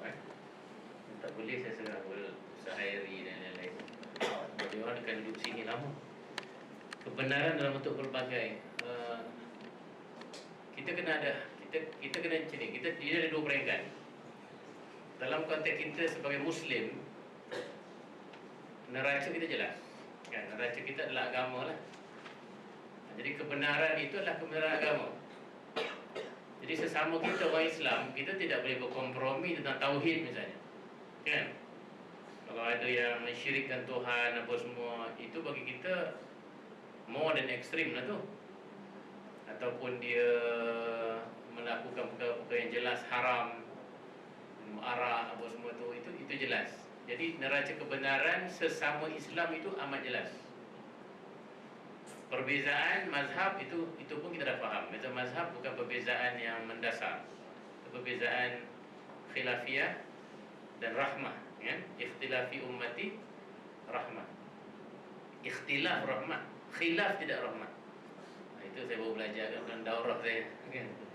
Yang ikhtilaf itu maknanya perbezaan pandangan ilmu lah. Yang itu menjadi rahmah sebab adanya mazhab, pandangan sekian-sekian kadang-kadang dapat menyelesaikan banyak masalah. Jadi dalam konteks sesama Islam, neraca kebenaran itu bagi saya jelas. Kalau tak jelas, kita dah lama keluarkan daripada mainstream agama kita. Jadi kita sebut tadi lah, ajaran-ajaran sesat apa semua, dengan secara otomatik terkeluar. Tapi macam mana dengan neraca kebenaran sesama antara agama? Saya ingat tu soalan dia, antara agama. Yang ini kena hati-hati. Kerana apa? Kerana bila kita berdepan dengan dialog antara agama misalnya. Nah, ini IKIM, saya di IKIM, kita banyak terlibat dengan dialog antara agama. Ada kecenderungan orang Islam yang mewakili Islam untuk sebab nak dia want to please the non-Muslim. Dia nak apa? Menunjukkan mereka simpati dan juga sayang kepada non-Muslim. Dia ada kecenderungan ke arah menyamaratakan agama. Tadilah isu yang awal tadi, dengan mengatakan bahawa kita semua sama saja, Tuhan pun Tuhan yang sama, nama je lain-lain. Kami panggil Allah, you panggil Jesus, you panggil Murugan, you panggil Yin and Yang dan lain-lain lagi. Tapi it all goes back to the same absolute being, dia katakan. Seolah-olah macam Tuhan tu sama saja. All roads leads to Rome, dia kata. Semua jalan akan pergi ke Rome. Ikutlah jalan mana pun, pergi ke New Cairo lah. Rome buat apa kan, jauh dari sini. All roads leads to New Cairo. Pergilah ikut jalan ni ke jalan ni. Tapi kalau semua jalan itu memang menuju kepada New Cairo, you takkan sesat lah. Agama pun kita juga. Semua agama pergi kepada Tuhan. Jadi you pergi ikut agama mana pun, you akan sampai kepada Tuhan yang sama. Itu bahaya. Itu yang saya tadi yang saya bagi contoh awal tentang tafsir tadi tu. Itu kena berhati-hati. Apa prinsip kita? Dan kita juga tidak boleh menggambarkan Islam itu anti kepada agama yang berbeza. Kerana tak diajar oleh Nabi juga. Jadi saya rasa kaedah yang paling cantik untuk menentukan kita punya neraca kebenaran itu adalah surah Al-Kafirun. Sebab surah tu sendiri pun turun untuk kita bermuamalah dengan orang kafir. Apa surah Al-Kafirun kata? Qul ya ayyuhal kafirun. Katakan wahai orang kafir, la a'budu ma ta'budun. Itu yang paling utama. Sesungguhnya aku tidak sembah apa yang kau sembah. Wala antum abiduna ma a'bud, dan kamu pun tidak menyembah apa yang aku sembah. Dan diulang 2 kali kan. Dan akhir sekali lakum dinukum waliyadin. Bagi saya itu satu prinsip yang cantik walaupun dalam surah yang pendek saja. Pertama, kita kena isbatkan perbezaan. Selalu orang kalau dialog antara agama ni dia suka sangat persamaan ni kan. Dia nak ketengahkan persamaan. Tetapi akhirnya tanpa sedar dia menyamakan juga perbezaan. Sedangkan Quran aja kalau bab Tuhan kita tak sama. Yang you sembah dengan I sembah ni tak sama. Dan kita kena berani mengatakan ketidaksamaan itu dalam dialog. Kan Nabi pun itu kesnya kan. Orang kafir datang kata, kita ni bergaduh je, kenapa tidak satu hari kita sembah you punya Tuhan, esok kami sembah you sembah kami punya Tuhan. Macam gile-gile macam tu kan. Itu turun ayat Qul ya ayyuhal kafirun tu. Jadi maknanya awal-awal lagi Qul ya ayyuhal kafirun tu menegaskan perbezaan. Tapi di akhir sekali ayat lakum dinukum waliyadin itu menggambarkan toleransi kita dengan agama. Kalau kamu nak juga berbeza, nak juga sembah, kita takkan larang. Kamu ada hak untuk menyembah apa yang kamu sembah, sebagaimana kami ada hak menyembah apa yang kami sembah. Jadi kita tak boleh paksa, la ikraha fiddin. Kita juga tak boleh menekan mereka. Mereka ada hak untuk menyembah, untuk ada dia punya rumah ibadat. Cuma jangan ekstrim lah. Kat Malaysia tu ada yang ekstrim kan. Ada pokok je adalah dia punya tempat ibadat dia kan. Tanya dia kenapa? Semalam saya mimpi lah saya punya Tuhan suruh buat saya punya kuil dekat pokok ni kan. Dia main mimpi je. Itu sebab ada seorang apa tu dia jawab, dia kata saya pun semalam mimpi lah suruh robohkan dia punya Tuhan. Sebab mimpi ni tak ada jadikan hujah kan, tak ada jadikan alasan. Tapi jangan ekstrim lah, maksudnya jangan ekstrim. Tetapi hak kena diberi, tapi perbezaan harus diiktiraf. Saya ingat kalau kita pegang kepada Al-Kafirun itu sebagai prinsip dialog antara agama, insya-Allah kita selamat. Kita bagi hak, kita appreciate perbezaan, tapi kita juga tidak memaksa untuk, dan kita tidak menyamakan agama juga. Itu soalan pertama. Soalan kedua, minoriti betul kan? Tadi yang dianggap dia sahaja Islam, grup lain tak Islam, itu kan? Ini pun kita kena bezakanlah antara pertubuhan umum, pertubuhan ke kelompok ke, dan ini relevan kepada semua. Parti politik ke, pertubuhan agama ke, tarekat ke, grup tuk guru tradisional ke, salafi ke, semuanya harus ingat bahawa kebenaran itu lebih tinggi daripada wasilah, sama ada bentuknya perkumpulan, pertubuhan, parti dan lain-lain. Sebab akhirnya Islam bukan macam Kristian. Kristian dia mengangkat institusi agama dan juga agamawan itu menjadi sebahagian daripada divinity. Sebab itu masalah besar Katolik pada zaman pertengahan ialah apabila mereka menjadikan gereja itu sebagai sebahagian daripada Kingdom of God, kan? Jadi apa-apa saja dicakap oleh padri, oleh gereja itu menjadi sebahagian daripada kata-kata Tuhan. Pope dia tu maksum tu. Pope yang dekat Rome tu kan, Katolik lah especially. Sebab tu dia ada confession kan. Dia ada dekat gereja dia tu ada satu kotak, padri dia duduk dalam tu. Dan kalau siapa-siapa sahaja yang berdosa, buat kesalahan, berdosa, dia akan pergi ke padrinya itu. Dia akan buat confession. Dia akan declare semua dosa-dosa yang dia buat. Dan kemudian padri itu lepas dengar dia punya confession tu, padri itu akan declare, by the power vested on us by God, we hereby pardon you. Dengan kuasa yang diberikan oleh Tuhan kepada kami, gereja, kami dengan ini mengampunkan kamu. Jadi dia keluar daripada gereja tu, dia rasa bersih lah. Minggu depan datang lagi kan, buat dosa lagi, datang lagi. Jadi mudah sangat. Kerana apa? Kerana dah jadi wakil Tuhan lah.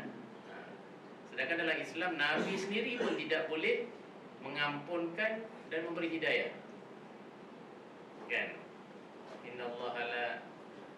Innaka la tahdi man ahbabta, walakin Allah yahdi man yasha.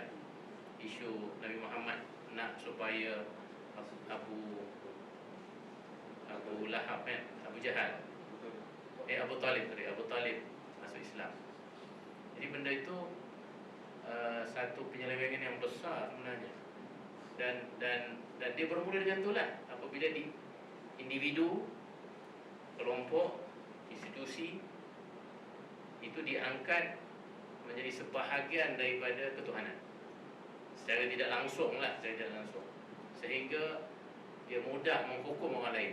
Artinya itu satu masalah besar. Dan Islam berdasarkan ilmu. Sebab itu tidak ada yang dinamakan gereja dalam Islam. Dalam Islam tidak ada institusi yang sama dengan gereja. Orang kata ada ulama', tapi ulama' tak sama dengan padri atau gereja. Kerana gereja tu dia terpelihara bagi mereka lah. Sedangkan ulama' terbuka. Ulama' boleh dikritik, ulama' boleh disanggah dengan syarat asasnya masih asas ilmu. Jadi asas kepada perbezaan, asas kepada kebenaran dalam Islam itu adalah ilmu.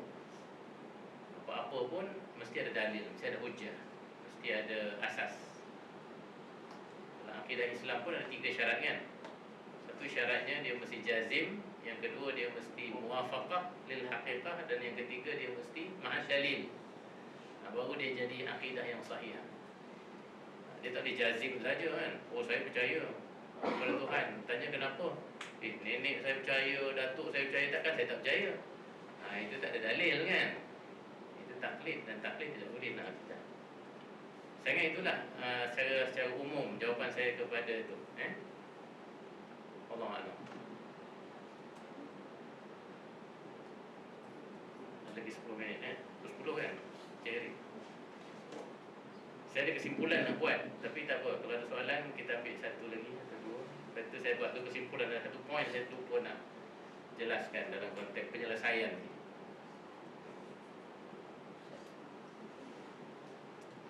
Saya cakap itu dah tak tanya soal ya.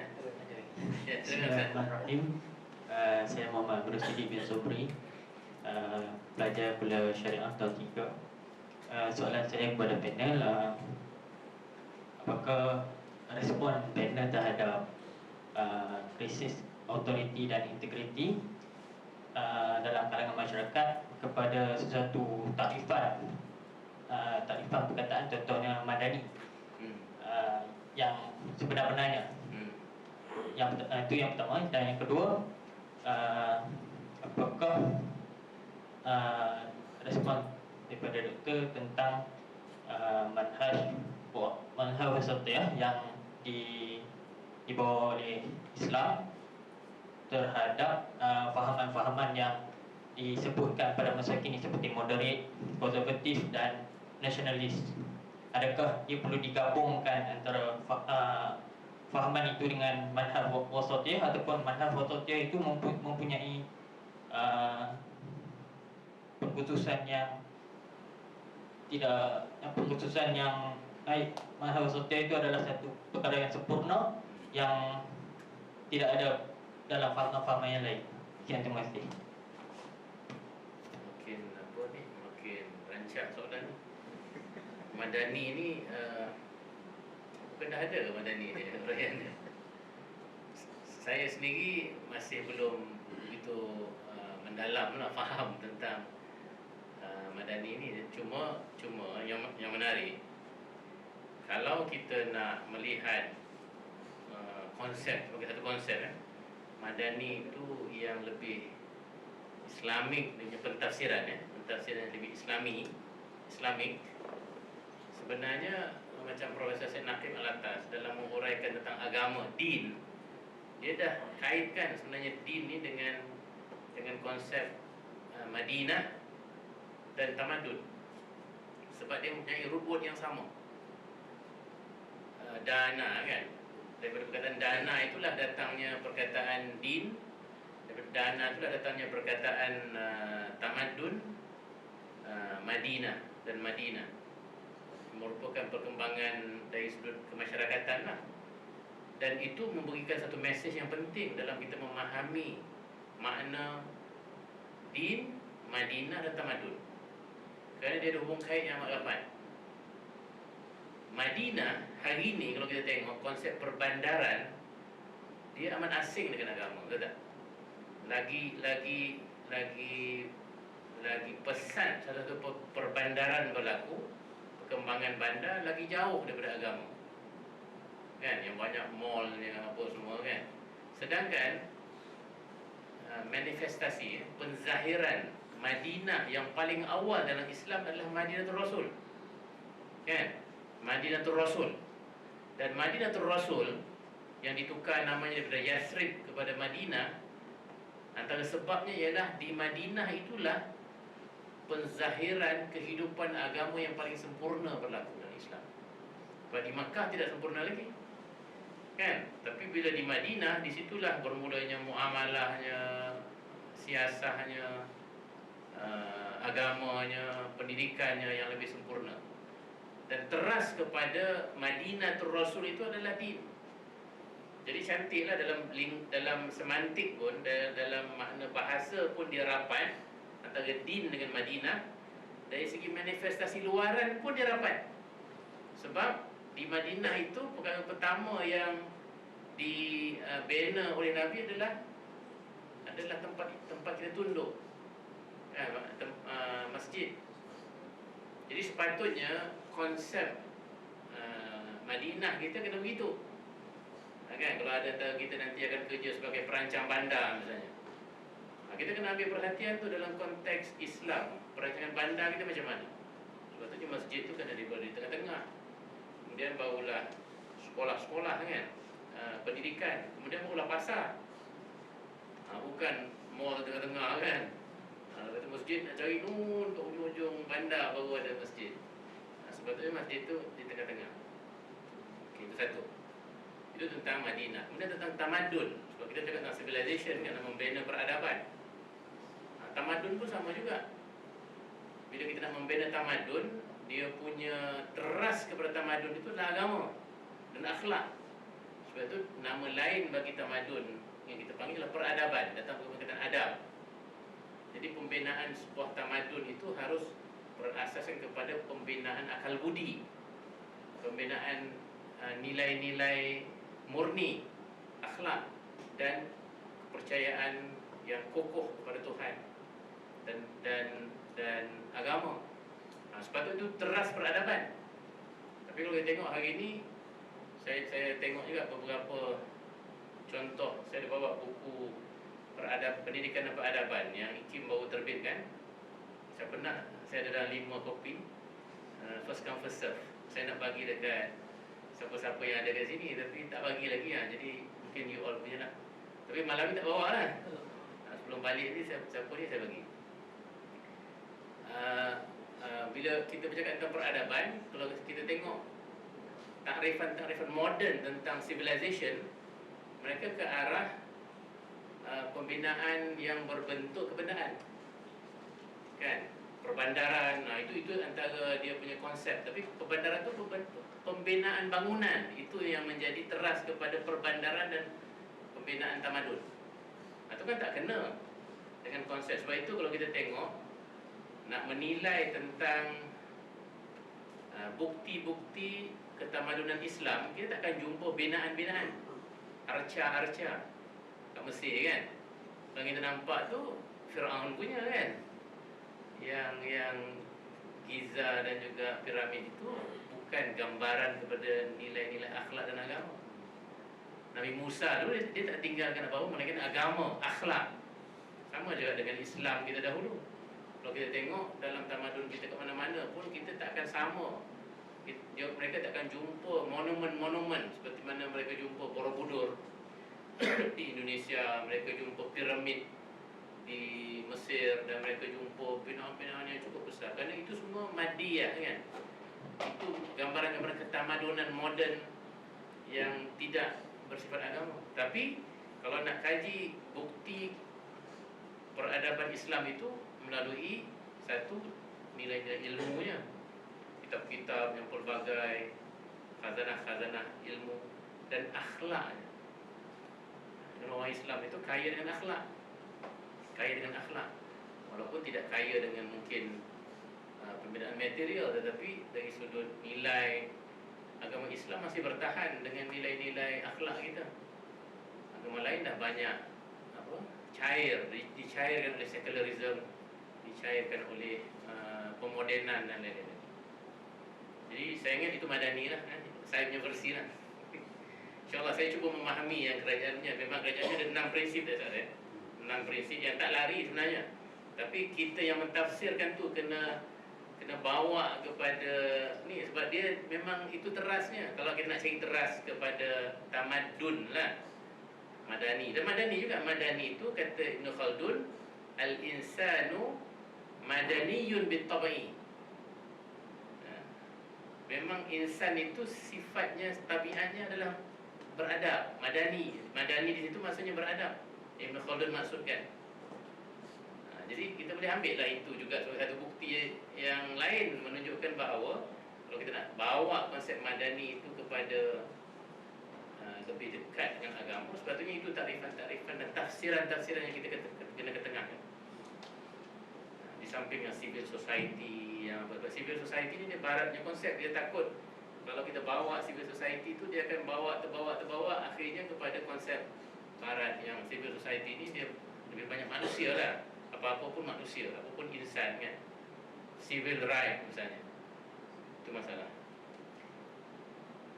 Wasatiyah, saya setuju dengan pandangan tadi bahawasanya wasatiyah itu dia kena berdiri di atas sekali.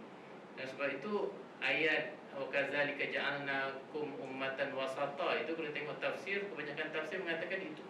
Wasatiyah itu bukannya sekadar pertengahan dan kesederhanaan, tapi yang paling penting keadilan dan kebenaran. Itu makna wasatiyah. Kan?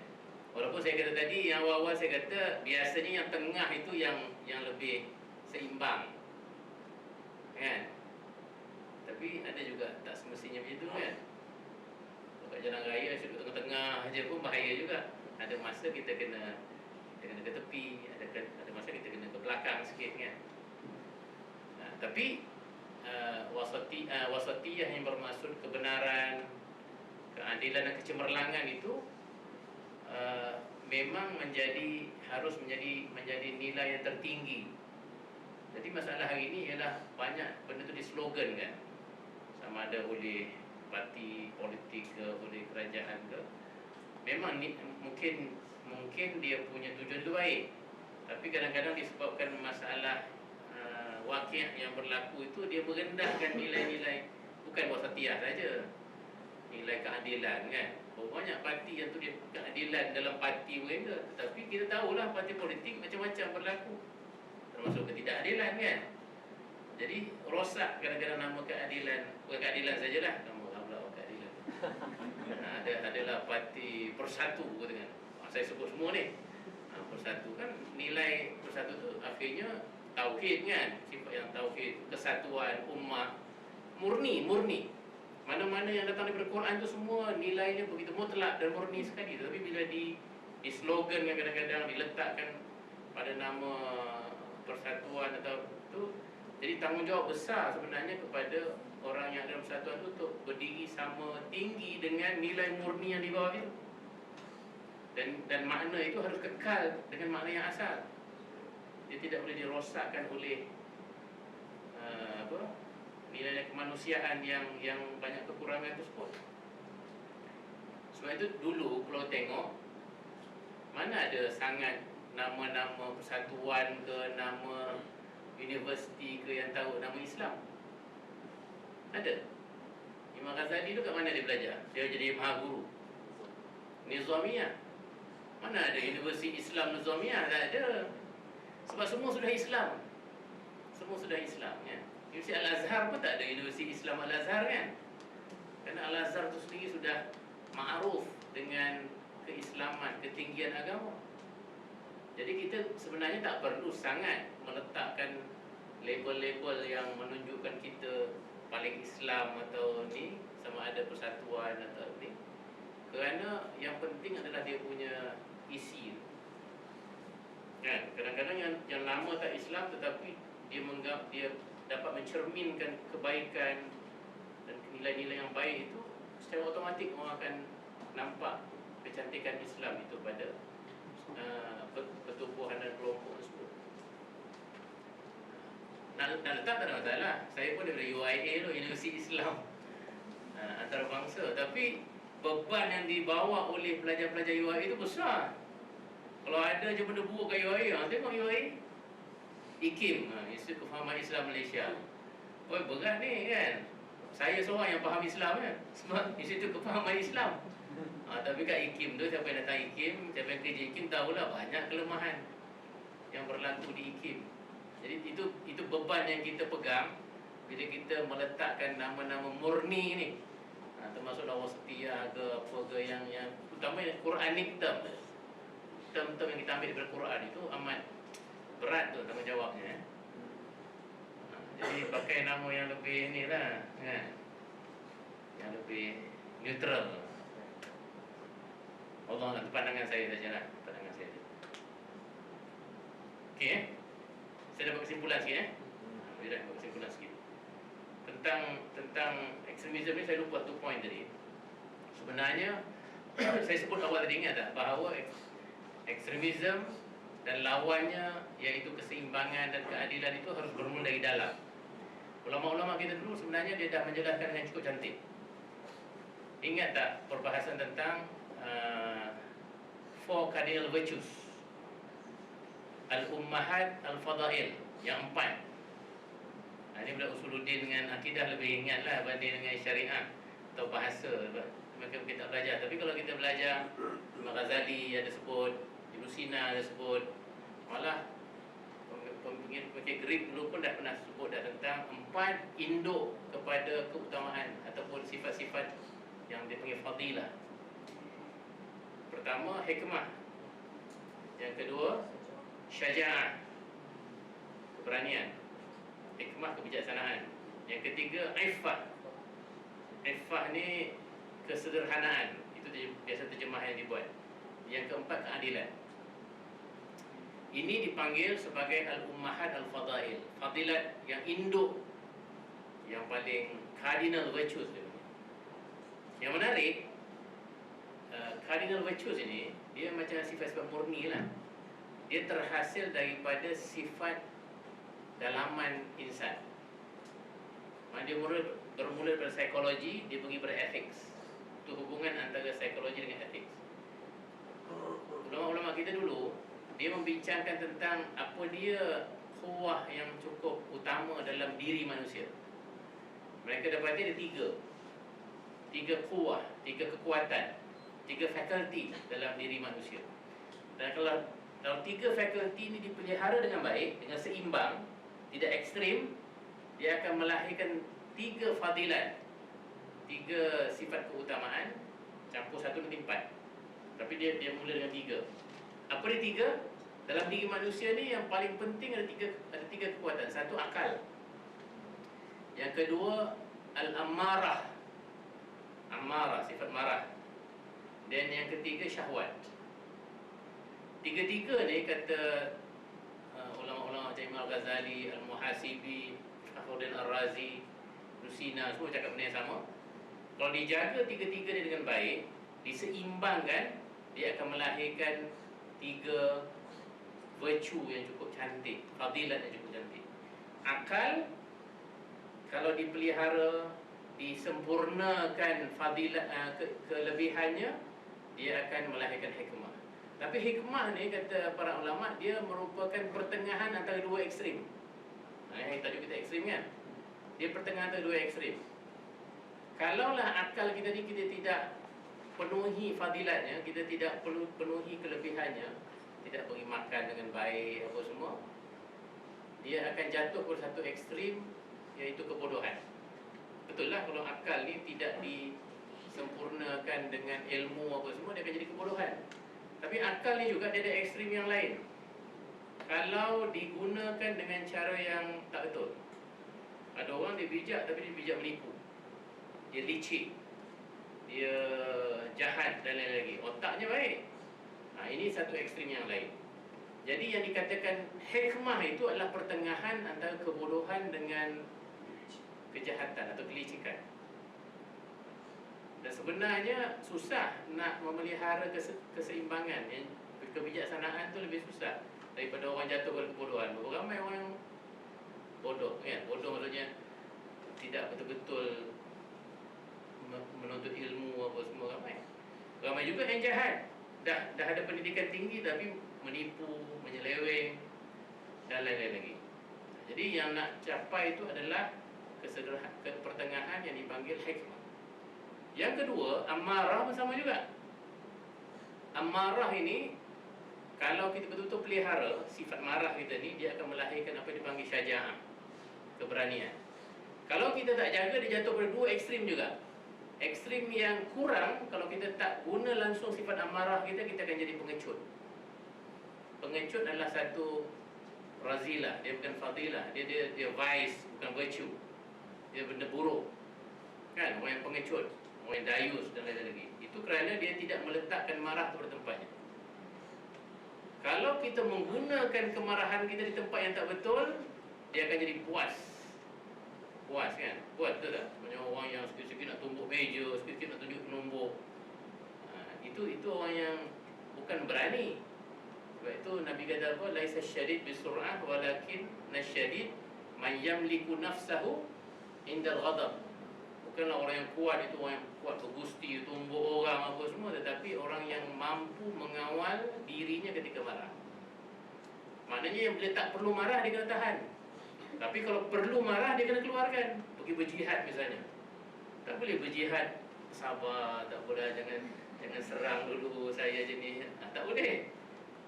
Jadi amarah ni ada tempatnya. Dan kalau kita meletakkan tempat amarah di tempat yang betul, akan lahirlah syaja'ah. Kalau kita ambil contoh terbaik, Sayyidina Umar. Sayyidina Umar sebelum dia masuk Islam, dia puas.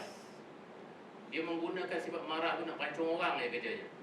Tapi selepas dia masuk Islam, dia jadi seorang yang syaja'ah. Dia marah ketika perlu saja. Ketika perang, dia akan marah. Tapi ketika dia tidak, dia akan bersabar. Itu Sayyidina Umar kan. Yang ketika syahwat. Syahwat pun begitu juga. Syahwat ni tidak perlu dibuang kan. Tuhan cipta syahwat ni macam amarah juga. Dia digunakan ketika perlu. Di mana keperluan syahwat? Ketika mana kita nak gunakannya untuk meramaikan keturunan. Tanakahu tanasalu, kata Tuhan, kata Rasulullah SAW kan. Berkahwinlah kerana itu dapat meramaikan zuriat. Jadi syahwat tertempat dia. Tapi kalau orang tak gunakan syahwat ataupun lemah syahwat, syahwat ni bukan syahwat seks saja, syahwat makan. Kalau orang tak makan, dia jadi lemah. Kalau orang terlalu banyak makan, macam kita tahulah, orang yang terlalu banyak makan ni, dia akan jadi berlebihan kan. Dan dia akan membawa bernafsu dan lain-lain. Jadi pertengahan antara lemah kerana tidak memenuhi syahwatnya dan terlalu mengikut syahwat tu adalah yang dipanggil iffah. Iffah ni adalah kesederhanaan dalam konteks memelihara syahwat. Iffah. Okey, ini 3. Dan tengok, dia merupakan keadilan kan. Dia meletakkan benda yang berada di tengah-tengah antara dua ekstrim. Dan kata ulama-ulama kita, kalau berjaya kita hasilkan 3 virtue ni, 3 fadilat ini, iaitu hikmah, syaja'ah dan iffah, akan lahirlah adalah secara automatik. Kenapa lahirlah adalah secara otomatik? Kerana adalah itu meletakkan sesuatu pada tempatnya. Kita letakkan akal kita pada tempatnya, kita meletakkan amarah kita pada tempatnya, kita meletakkan nafsu, syahwat kita pada tempatnya, maka kesemua itu melahirkan satu sifat yang terakhir, iaitu adalah. Jadi empat ni kata para ulama seperti Imam Ghazali merupakan dipanggil al-ummahat al-fadail. Dan poin saya malam ni ialah itulah sebenarnya jalan keluar untuk kita melahirkan orang yang tidak ekstrim. Kalau dia punya hikmah tadi kita dah sebut, eagle, perspektif ilmunya luas dan juga mendalam. Kalau dia syaja'ah, dia tidak mudah nak menjadi puas. Lalu ekstremisme kan bermula di situ. Yang ganas tak menentu ni, tahu nak bunuh orang, nak apa semua. Tapi kalau dia syaja'ah dalam konteks kita sebut tadi, dan kalau dia ifah, yang ekstrim ni pun sebab syahwat tak jaga lah kan.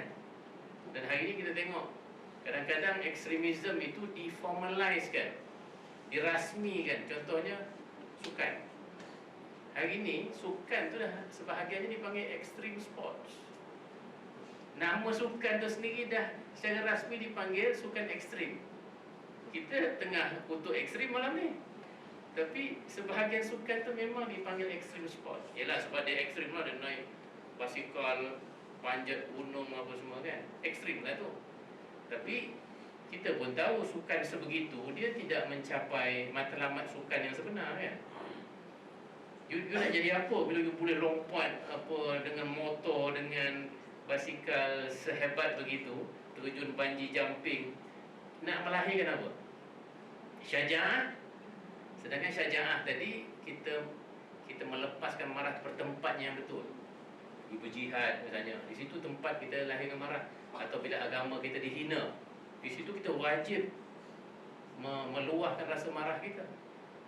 Tapi kalau sekadar bungee jumping, sekadar apa yang terhasil, gusti misalnya, wrestling yang dalam TV tu lah, memanglah hebat, badan sedap, tapi dia tidak melahirkan apa-apa. Dia tidak memberi manfaat kepada diri dia dan kepada agama dia. Mungkin akan memudaratkan pula.